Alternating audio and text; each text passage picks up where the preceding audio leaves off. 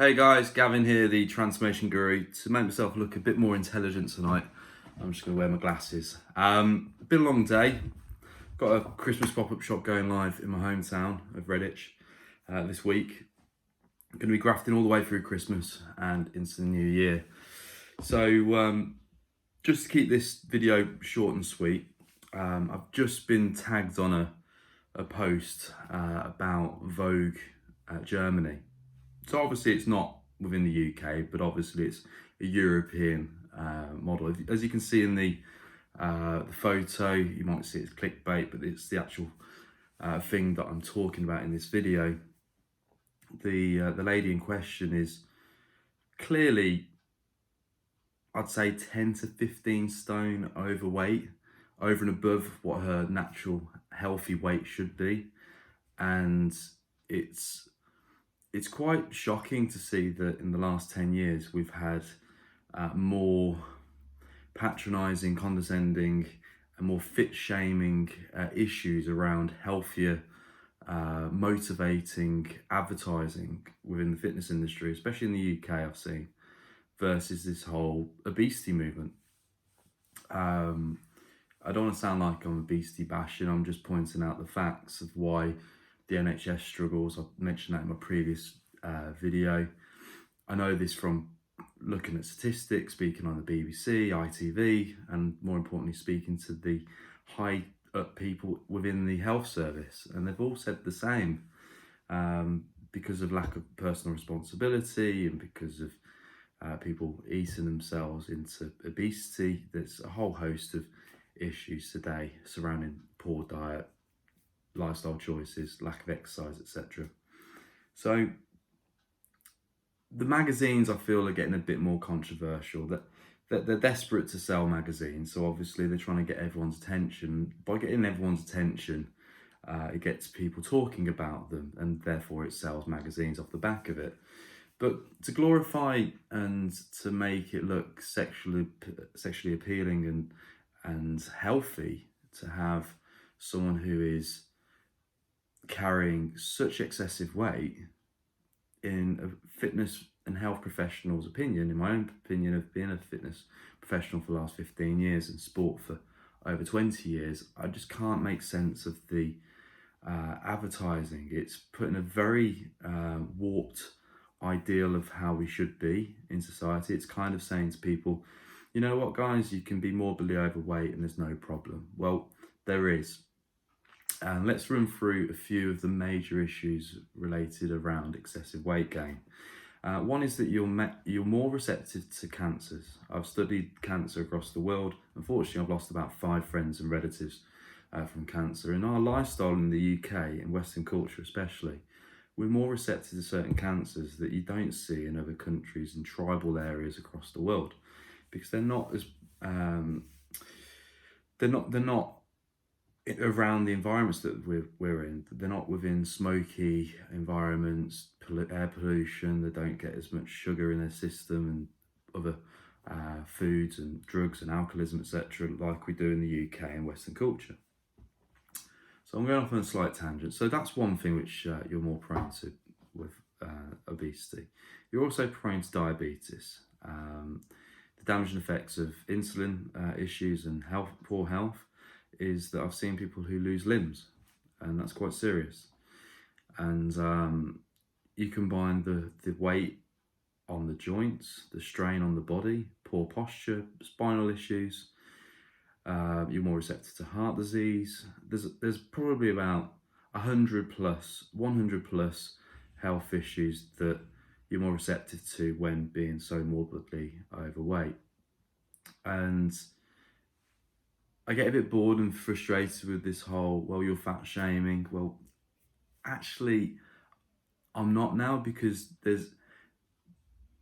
we have to draw the line now of saying a little bit of body fat, okay, you can do something about it.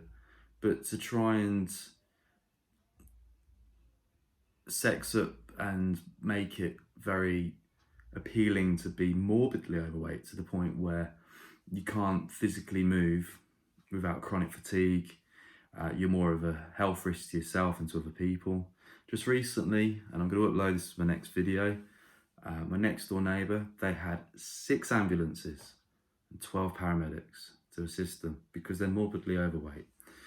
And it's not a health issue, it's a lifestyle choice because the whole family is morbidly overweight. And it's sad to see, but it's just the way culture's going. Suddenly we're glorifying these big people who think it's completely healthy and acceptable to be so big, and I don't want to be seen as body shaming. I just want to highlight the fact that it's just not healthy. And having been in the fitness industry now for, like I say, 15 years, I've never seen it got so bad. And it's got to the point where things need to be said. We need to just be open and talk about these issues in society. And it all starts with the individual taking personal responsibility, just starting off, going off walking, doing more activity, and eating generally more healthier does help. Alleviating stress definitely helps. Working with a fitness professional does help. Joining a gym, doing something each and every day does help. What doesn't help is going home and binging out on more calories than your body can expend and just slobbing out every night, feeling sorry for yourself, drinking excessive amounts of sugar and eating excessive amounts of bad calories from poor grade food. It's just going to get worse. So again, I've repeated myself in previous videos that the NHS is strained by over 8 billion a year, which was referenced on Question Time recently, as a result of inactivity.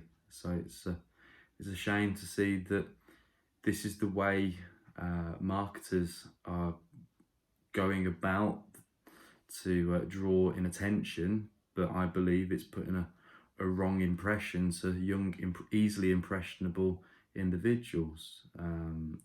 So if someone's young and they're glued to their phone all the time, if they've got stressful days, they think to themselves, well, it's okay to be morbidly overweight.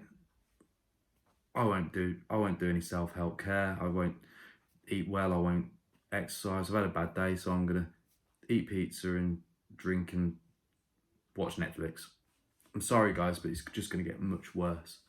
So it is the late part of 2019. I do predict by 2030 that obesity within Western culture will be much worse. It will probably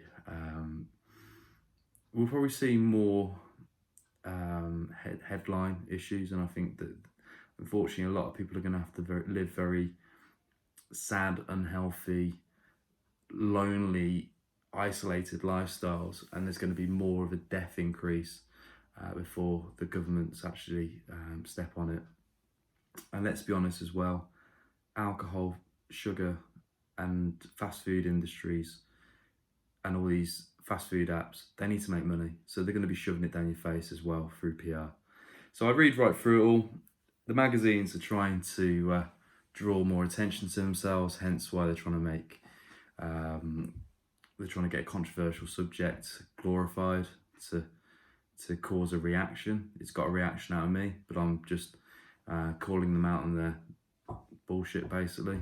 But also I just see right through the marketing hype of the sugar and alcohol and fast food industries, and they need to make money, and you've got a lot of competition out there. So buyer beware.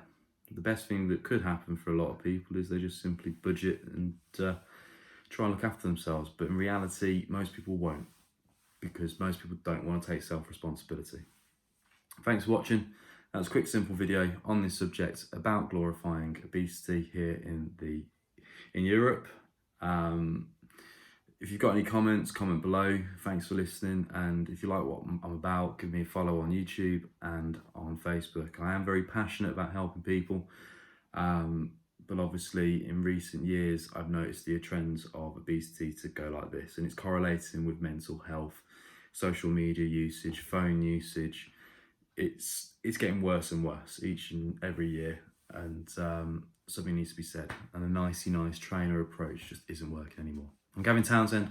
Give us a follow, give us a thumbs up for watching, And thank you for watching. I hope you enjoy more videos, and feel free to check out the last one about the NHS. Thank you.